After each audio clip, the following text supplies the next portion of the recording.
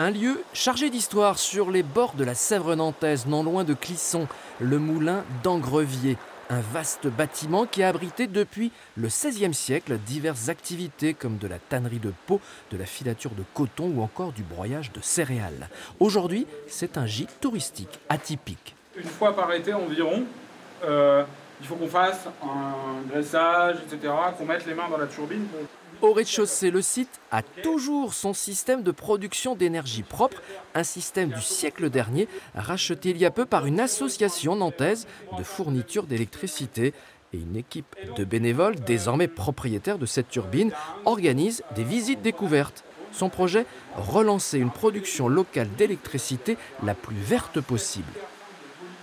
Là, on a une vieille turbine Francis qui a plus de 100 ans. Qui est installée là, mais qui a quelques problèmes mécaniques. Donc on aimerait la démonter, la retirer, et installer à la place une roue à aube, comme il existait à l'époque dans ce moulin-là, qui serait potentiellement plus efficace et aussi beaucoup plus appropriable, c'est-à-dire qu'on peut maintenir facilement, qu'on peut entretenir plus facilement qu'une turbine en fait. Au-delà du défi technique, il y a aussi la volonté de susciter une prise de conscience chez les consommateurs d'énergie. Avoir un moyen de production d'énergie, c'est aussi mieux se rendre compte de ce qu'il faut pour produire de l'énergie et aussi de se dire « Ah oui, j'ai ces ressources sur mon territoire, comment est-ce que j'adapte ma consommation aux ressources locales ?» Et pour élargir le débat, le collectif organise aussi des rencontres et des tables rondes.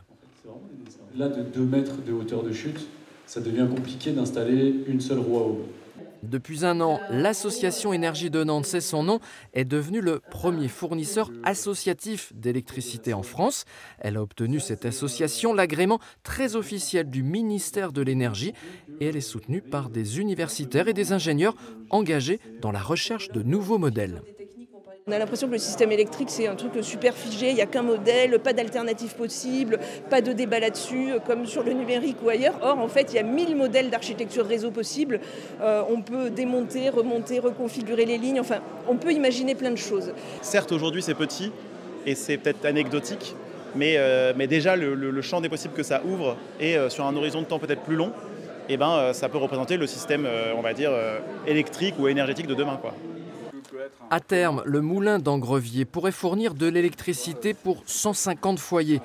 Ici, ce n'est pas la quantité qui compte, mais bien l'esprit du lieu et du projet qui se veut écologique et social à la fois.